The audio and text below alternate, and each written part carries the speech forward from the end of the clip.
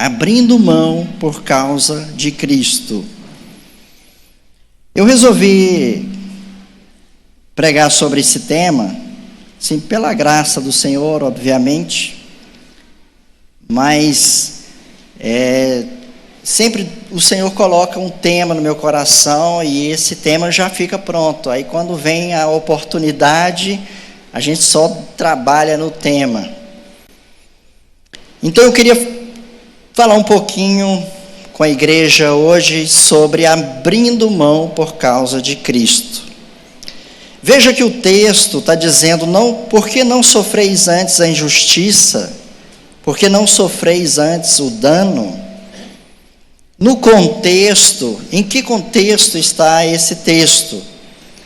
Está no capítulo 6 de 1 Coríntios, que Paulo está escrevendo à igreja de Corinto sobre a questão que havia no meio da igreja pessoas que estavam tendo problemas uns com os outros, e eu acredito que esses problemas voltado principalmente para as questões financeiras, e ao invés da igreja tentar resolver isso internamente, entre os irmãos tentarem resolver isso, estavam levando isso aos tribunais. Seria como se estivesse levando ao juizado de pequenas causas, como se estivesse levando à justiça comum os assuntos que poderiam ser resolvidos, ser tratados dentro da igreja, entre os irmãos. Então, quando Paulo está escrevendo isso, de um certo modo, ele está escrevendo à igreja de Corinto, exortando os irmãos, falando, por que vocês estão fazendo isso? Esses assuntos vocês deveriam resolver entre vocês, porque a igreja tem pessoas maduras o suficiente para julgar a causa de vocês, não era necessário vocês levarem isso para a esfera da justiça comum. Então, o que a gente vê da similaridade daquela época com esse tempo? Tanto naquela época quanto para agora, essa palavra que o apóstolo Paulo fala para a igreja, pode ser considerado a princípio assim, como algo que vai contra aquilo que se pensa, que vai contra aquilo que seria o ideal. Porque o apóstolo Paulo está falando aqui de sofrer prejuízo. Não parece ser ilógico? Não, como assim? Eu devo ficar no prejuízo? Eu devo sofrer prejuízo? Porque num tempo, imagina hoje eu chegar aqui e falar para vocês, irmãos, vocês têm que ficar no prejuízo. Muitos iam me escandalizar, iam ficar com raiva de mim. Não, pelo contrário, nós temos que correr atrás dos nossos direitos. Hoje é processo para cá, processo para lá. Hoje qualquer coisa é razão para se ter uma causa na justiça, para se brigar por aquilo. Porque hoje nós não podemos expressar nem a opinião, que nós já somos julgados. As pessoas não podem expressar os seus pensamentos, não podem nada, está tudo fechado. E assim parece que há um rastreio do pequeno deslize, da fala, do agir, para que aquela pessoa pague por aquilo que está sendo feito. Se a pessoa, por exemplo, ela não entregou um serviço no qual ela se propôs a se entregar, um produto defeituoso, uma entrega não concluída, uma energia que acaba e queima o eletrodoméstico, tudo é razão para um processo, tudo é razão para se correr atrás dos prejuízos. Porque ninguém quer prejuízo, ninguém quer se sentir lesado, ninguém quer se sentir prejudicado. Eu quero correr atrás dos meus direitos. E parece que a igreja de Corinto, nesse momento, havia pessoas lá que se parecem muito com pessoas que estão aqui hoje, que estão vivendo o nosso tempo. Pessoas que elas estão extremamente afetadas, porque elas estão sentindo que estão mexendo nos seus direitos, naquilo que era direito dela. Biblicamente falando, o que se falava do direito? Quando falava de direito, se reporta à lei. Por quê? Por exemplo, lá em Levítico, capítulo 24, dos versículos 17 ao 21, vai dizer assim: se alguém ferir uma pessoa a ponto de matá-la, terá que ser executado. Quem matar um animal fará restituição, vida por vida. Se alguém ferir seu próximo deixando defeituoso, assim como fez, será feito, fratura por fratura, olho por olho, dente por dente. Assim como feriu o outro, deixando defeituoso, assim também será ferido. Quem matar um animal fará restituição, mas quem matar um homem será morto. Então a lei fala de direitos, e realmente a lei faz levar nessa questão do direito. Apesar que essa lei não era para ninguém se excedesse. A lei foi feita para que as pessoas não excedessem na sua retribuição, na forma de retribuir. Então, se alguém deveria dar o troco, esse troco não poderia ser excedido, teria que estar na medida. Então, esse pensamento da lei, esse pensamento de direito, de ter direito, de correr atrás, de exigir esse direito, isso tem feito com que muitos de nós, hoje, nós queremos viver a nossa vida cristã baseada na lei, baseada automaticamente no direito. Por exemplo, eu vou citar alguns exemplos na própria Bíblia de pessoas que queriam viver esse direito. O primeiro está em Lucas, capítulo 18, dos versículos 9 ao 12. É um texto conhecido da igreja, que diz assim: e disse também essa parábola a uns que confiaram em si mesmos, crendo que eram justos e desprezavam os outros.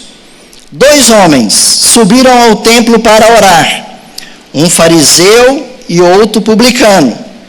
O fariseu, estando em pé, orava consigo dessa maneira: ó Deus, graças te dou, porque não sou como os demais homens, roubadores, injustos, adúlteros, nem ainda como este publicano.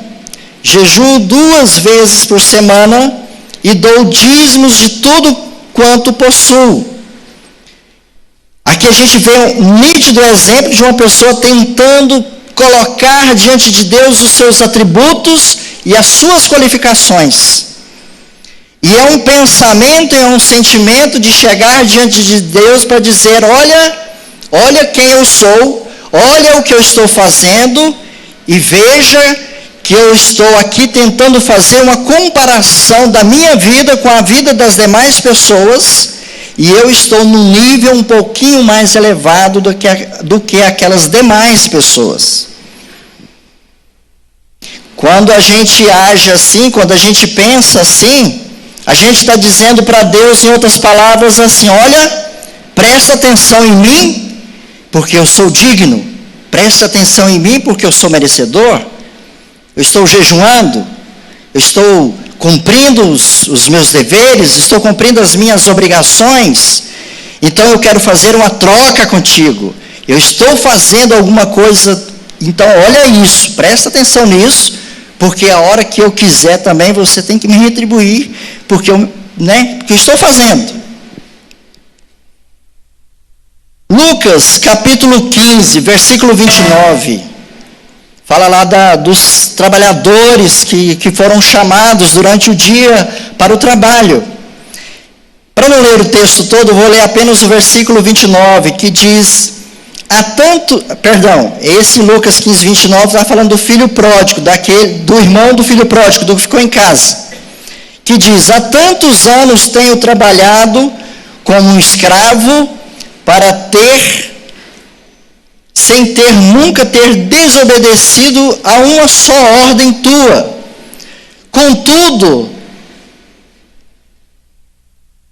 Contudo, nunca me ofereceste nem mesmo um cabrito para que eu pudesse festejar com os meus amigos. Lembra da parábola do filho pródigo? Lembra que o filho pediu herança, saiu de casa, aprontou, fez. Lá ele se arrependeu, volta para casa. Quando ele volta para casa, o pai vai lá, abraça, dá um anel, coloca um anel no dedo, coloca uma sandália nos pés e faz aquele menino ser visto por todos, honrado por todos. E o irmão está lá de fora assistindo aquilo e falou: está errado? Em outras palavras, ele estava dizendo: quem deveria estar sendo honrado sou eu. Afinal de contas, eu nunca saí de casa. Afinal de contas, todas as manhãs, eu nunca deixei de cumprir as minhas obrigações. Sempre que tive que sair para trabalhar, eu sempre saí, eu sempre fui. Não, está errado. Isso aí está errado. Esse senso de justiça parece que está errado, está faltando alguma coisa. É o sentimento de alguém que vive pela lei. É um sentimento de alguém que tem a ideia de mérito, de troca. Eu faço algo, mereço em contrapartida. E em Mateus capítulo 20, aí sim fala sobre aquela parábola que Jesus fala dos trabalhadores que saíram para trabalhar. E aí lá no verso 11 e 12... quando receberam, começaram a se queixar do proprietário da vinha, dizendo: esses homens contratados por último trabalharam apenas 1 hora, e o Senhor os igualou a nós, que suportamos o peso do trabalho e o calor do dia. Lembra do texto?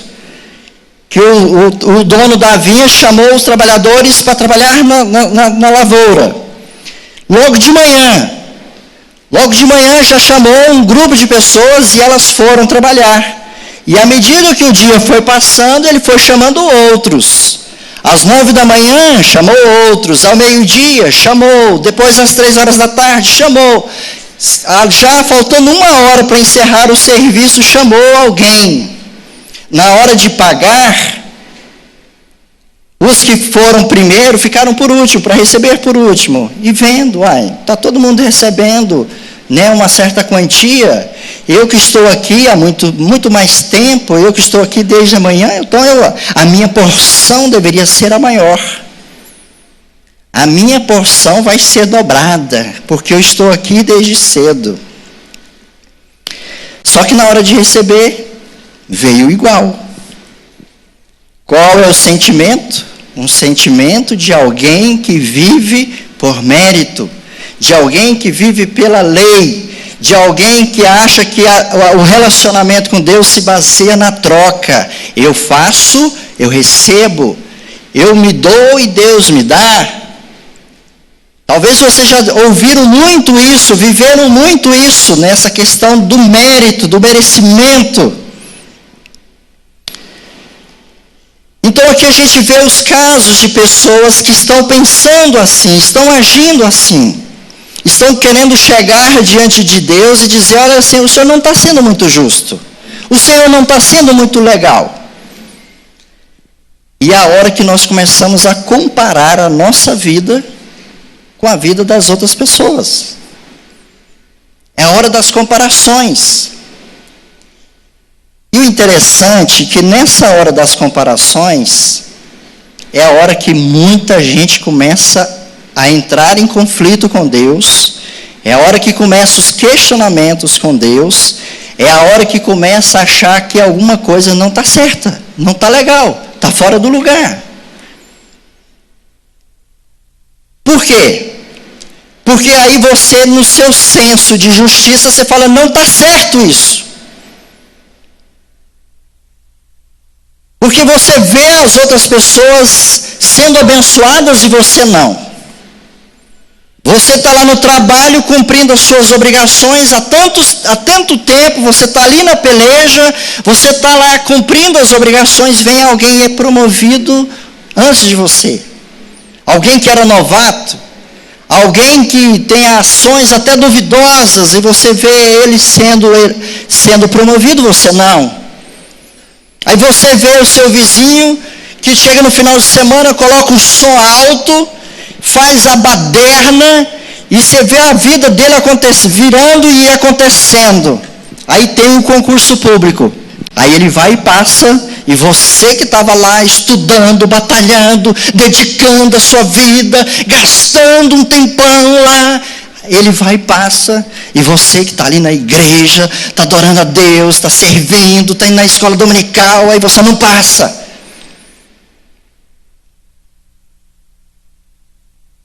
Aí você começa a questionar e a pensar, tem uma coisa errada. Parece que um senso de justiça não está assim muito equilibrado aí.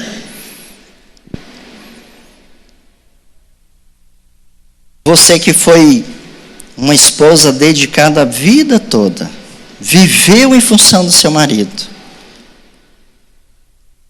E aí ele vai e troca você por uma mulher na metade da sua idade. Você que dedicou a sua vida inteira para ele.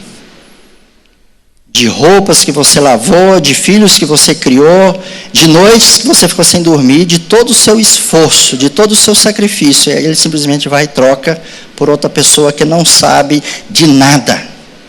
Que não sabe o que você passou, não sabe a sua história de vida, não sabe o que você pelejou, e aquela pessoa simplesmente entra naquele circuito e completamente muda a sua vida. Aí você chega diante de Deus e começa a pensar, não está certo, está fora. Pessoas que criaram seus filhos com toda a educação, com todo cuidado, com todo zelo, com toda a dedicação, para chegarem na fase adulta, e você olhar para o seu filho e dizer, eu não conheço você, eu não sei quem você é. Parece um estranho, não sei quem é você. Aí você pensa, onde é que eu errei? Onde é que eu errei? Porque eu fiz tudo certo. Eu levei para a igreja, eu ensinei, eu fiz o que tinha que ser feito. Eu dei educação, eu dei comida, eu protegi. E agora eu não sei quem é você, eu não sei quem é essa pessoa. Às vezes nem liga mais para a mãe. Chega dia das mães, não se manifesta. Chega Natal, não vem em casa. Fica anos sem dar notícia. E se a mãe está comendo, não está. Se está vestindo, não está. Para ele, tanto faz. Vocês estão entendendo? Eu estou conseguindo passar para vocês o que é o pensamento, se você ficar querendo viver na base da justiça. Que tem muita coisa que acontece nessa vida que você vai dizer, cara, não tem sentido, não tem lógica. Você pensar assim, eu dizimei a vida inteira, eu fui ensinado no dízimo, e eu estou dizimando, eu estou na casa do Senhor, e eu sempre cumpri meus votos. Aí vem lá uma pessoa e rouba de mim o que eu tenho, rouba meu carro, rouba meu lar, rouba alguma coisa de grande valor, de grande suor, de grande sacrifício para mim. A pessoa vem e rouba. Isso aí você começa a dizer e a pensar, Senhor, isso não é justo. Aqueles trabalhadores que estavam lá desde cedo, olhando aquela pessoa há 1 hora atrás, que chegou, não participou nem da metade do sofrimento, não participou de nada, não sabe a história, não sabe o contexto, aí vem a pessoa e recebe o mesmo tanto. Não é justo isso. Não é legal isso. O filho pródigo olhando para o irmão, aquele cara que saiu, que aprontou, que fez, que humilhou o pai, que desejou a morte do pai, quando pediu herança, era a mesma coisa de dizer: pai, eu quero que você morra, porque eu quero viver, você está me travando, você está me segurando, eu quero que você morra. E sai, não olha nem para trás, e de repente ele tem ficado olhando o pai chorar, olhando o pai sofrer, olhando ali tudo que o pai passou. Daqui a pouco aquele menino está ali de volta, e o pai está lá abraçando, está ali beijando, e ele pensando: e eu que estive aqui, eu te olhei você chorar, eu acompanhei o seu sofrimento, eu estava aqui levantando de manhã, eu estava aqui indo para a labuta, eu nunca te deixei faltar nada, eu provei na sua vida, eu estava do seu lado, e eu não tenho um bezerro, eu não tenho uma ovelha para matar, para celebrar com os meus amigos. Eu quero os meus direitos, eu quero ser visto, eu quero ser notado, eu quero que você preste atenção em mim.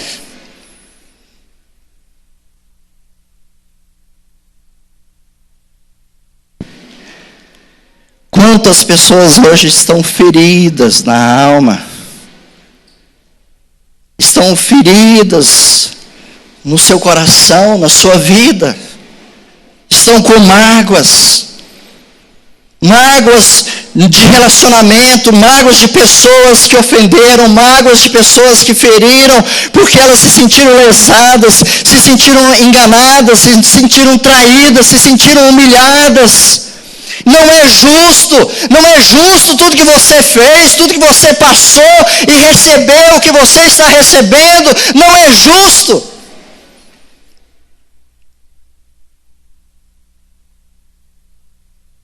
Aí vem o apóstolo Paulo e diz: por que você não sofre o prejuízo?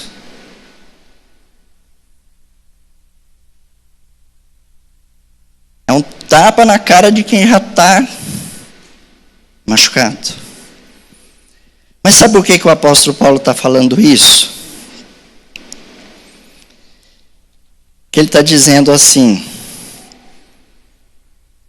é porque você ainda não entendeu o que é graça.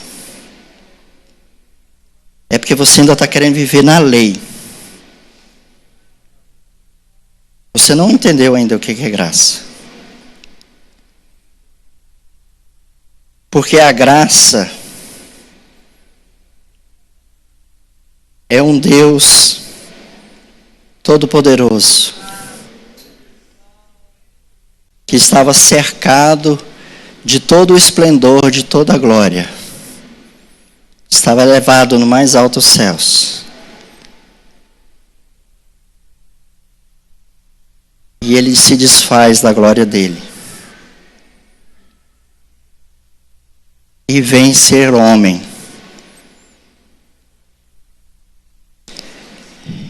Um homem que quando nasciam, eram vistos, eram celebrados, tinha uma cama, um hospital. Ele no seu nascimento não tinha nada. Um Deus que nasceu num lugar comum, no meio de pessoas comuns, que se fez carne.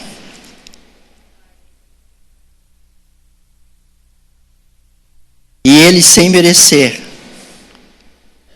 ele não foi visto, ele não foi notado, e ainda foi odiado.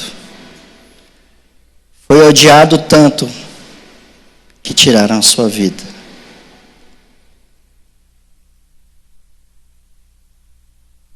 Na lei dizia olho por olho, dente por dente. Às vezes até alguém pagava mesmo dessa forma. Mas o coração ainda continuava ferido. Ainda continuava machucado. Não adiantava você pagar uma coisa com outra coisa, mas a sua raiva permanecia. O seu coração continuava embrutecido porque o seu problema não tinha sido resolvido. Porque se tiraram alguma coisa de você, você falou, eu vou lá e tiro na mesma proporção, mas você queria tirar tudo. Você não queria tirar só um pouco, você queria tirar tudo, você queria acabar com tudo. Porque isso é a lei. É você querer sempre mais do que você acha que tem, do que você acha que é. Injustiça foi o que fizeram com o meu Jesus, com o seu Jesus.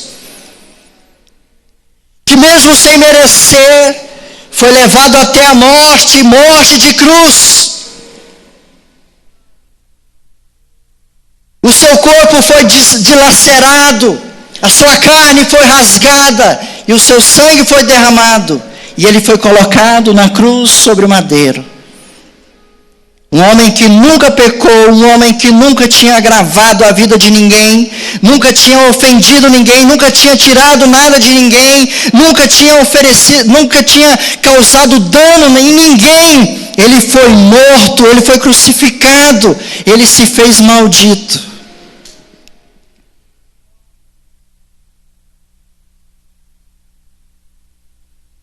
Porque ele estava dizendo, olha, vocês ouviram o que foi dito, não adulterem. Ele estava dizendo, olha, se você olhar com intenção no seu coração, você já pecou. Se você olhar para uma pessoa e desejá-la de alguma forma, você já está pecando. Ele disse, olha, antes vocês ouviam dizer olho por olho, dente por dente, agora eu estou dizendo para vocês, se alguém bater em você, oferece a outra face. Ele está dizendo, olha, se antes alguém obrigava você a caminhar 1 milha, agora você vai com ele 2. Antes você ouvia dizer, olha, você deve ir odiar os seus inimigos. Agora ele está dizendo, agora você deve amar os seus inimigos. Agora você deve orar pelos que perseguem a sua vida. Sabe por quê? Porque ele é a graça. Porque ele sabe que nem eu, nem você, nós nunca estaremos num padrão perfeito. Nós nunca estaremos numa condição perfeita. Porque sempre que a gente tenta correr atrás, que a gente tenta fazer o certo, por mais que você esteja nessa luta constante, eu quero fazer o certo, eu quero andar certo, eu quero fazer certo, mas o fato é que em algum momento nós vamos falhar, em algum momento nós vamos fazer errado, porque nós vamos pecar ou pelos olhos, ou pela mente, ou pelos olhos, ou pelas mãos, ou pelos pés, porque nós vamos falhar. Então o que o Senhor Jesus está dizendo, aprendei de mim, que sou manso e humilde de coração.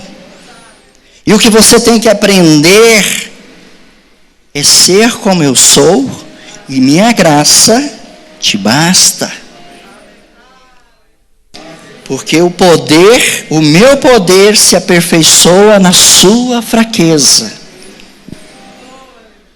Enquanto você estiver correndo atrás dos seus direitos, enquanto você estiver lutando pelos seus direitos, você vai se cansar, você vai se fadigar, e o problema nunca vai ser resolvido, e a coisa nunca vai estar plena.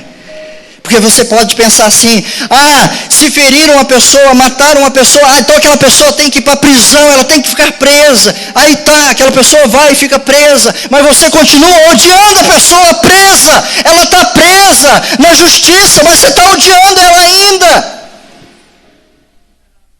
A pessoa te deixou, te abandonou, ela está com outra pessoa. Aí você pensa, a pessoa, ela tinha que pagar por aquilo, ela está doente, mas está com outra pessoa e você está odiando ela ainda. Porque o problema não vai ser resolvido, porque a justiça própria não traz solução, a justiça própria não te justifica, a justiça própria não te traz alívio.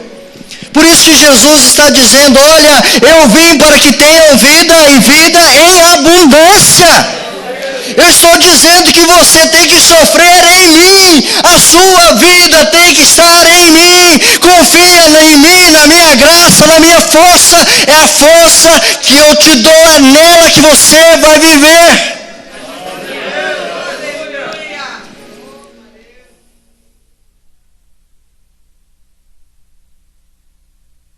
Porque se você falhar, o amor de Deus continua sobre sua vida. Eu fraquejei, o amor de Deus continua sobre você.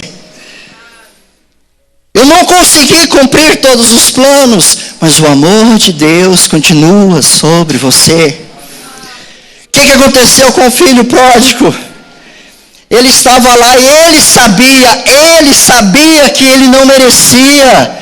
Mas ele simplesmente deixou que o Pai o amasse. Quantos de nós não estamos deixando que o Pai nos ame? Porque nós estamos com nossos corações cheios de ferida, cheios de rancor, cheios de ressentimento, cheios de assuntos para trás, que a gente não consegue resolver, que a gente não consegue desassociar. Porque a gente está amarrado a um passado, estamos amarrados a uma pessoa que nos feriu, estamos amarrados a uma pessoa que falhou com a gente, uma pessoa que a gente acha que ela não deu a gente aquilo que era direito, e a gente está sofrendo, e a gente não anda, a gente não caminha, a gente não segue adiante, a vida não vai porque a gente fica amarrado. Eu quero dizer para você nessa noite, o Senhor veio para que você seja livre. Por isso que o apóstolo Paulo está dizendo, se você entender a graça de Deus sobre sua vida, você vai sofrer o dano. Por quê? Porque a graça te basta. A graça me basta. Porque a graça me basta. Porque o apóstolo Paulo diz, porque para mim o morrer, porque para mim o viver é Cristo e o morrer é lucro. Quando você entende a graça de Deus na sua vida, aí você consegue perdoar. A coisa mais difícil do mundo é perdoar. Porque você acha que te feriram. Você não merecia. E Jesus está dizendo, deixa a sua justiça e pega a minha graça. Pega a minha graça. Porque a minha graça vai te libertar. Porque independente se o inimigo, como ele está, o que vai acontecer com ele, você não está com o seu coração mais nele. O seu coração não vai estar atrelado ao passado, não vai estar atrelado a coisas que te feriram e te magoaram, porque o seu coração está em Cristo. Porque é Cristo que te sustenta. Quando você levanta de manhã, é a graça de Cristo que te põe de pé. Quando você sai para trabalhar, é a graça de Cristo que te leva para trabalhar. Quando a despensa está vazia, é a graça de Cristo que vai prover. Quando você está em crise conjugal, é a graça de Cristo que vai te dar força, graça, sabedoria, entendimento. Porque é a hora que você fala, Senhor, eu não quero mais viver da lei, eu quero viver da graça. Porque o mesmo amor que me alcançou, o mesmo poder que me alcançou, eu sendo pecador, eu sendo falho, a sua graça me alcançou, eu sou amado de Deus, eu sou querido de Deus, então eu vou viver essa liberdade. E o Senhor nos chama para a liberdade.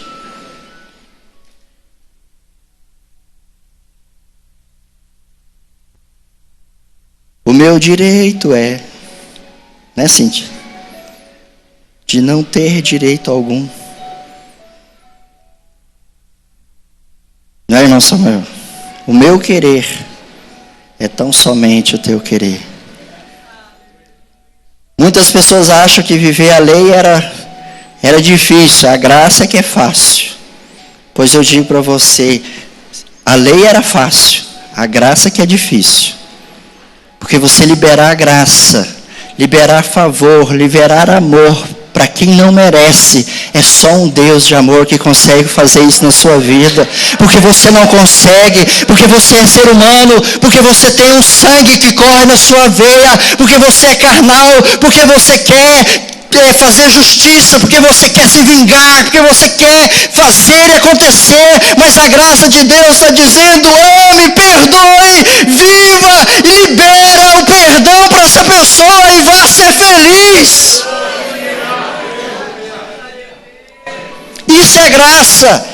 É graça, é a mesma coisa que Deus olha para mim, para você, e olha, eu não merece, mas eu amo, não merece, mas eu dei minha vida, e dou minha vida por você, e eu vou continuar te amando todo o tempo. Aí você sente esse amor, você vive esse amor, você transfere esse amor. A equipe de louvor já pode vir subindo para cá, já estou encerrando. Em Apocalipse,